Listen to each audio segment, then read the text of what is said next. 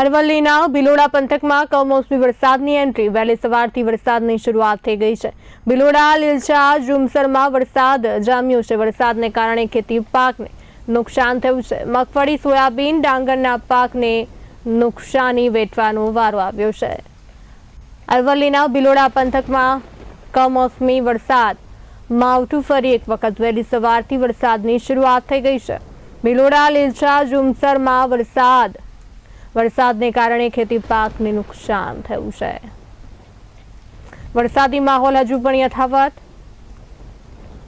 અનેક વિસ્તારોમાં પાણી પણ ભરાઈ ગયા છે। કમોસમી વરસાદથી ખેડૂતોમાં ચિંતાનો માહોલ છે। અરવલ્લીના ભિલોડા પંથકમાં વહેલી સવારથી માવઠું। ભિલોડા, લીલછા, ઝુમસરમાં વરસાદને કારણે ખેતી પાકને નુકસાન।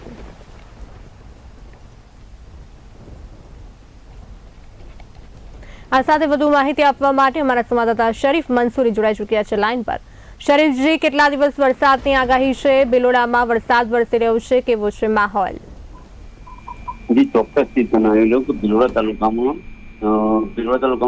વહેલી સવારથી વરસાદની શરૂઆત થઈ હતી। કયા કયા વિસ્તારોમાં વરસાદ છે? કયા કયા વિસ્તારોમાં પાણી ભરાયા છે?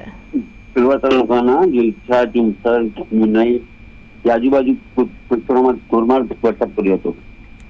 સમગ્ર માહિતી આપવા બદલ આપનો આભાર। ભિલોડા પંથકમાં કમોસમી વરસાદની એન્ટ્રી। ભિલોડા, લીલછા, ઝુમસરમાં વરસાદ।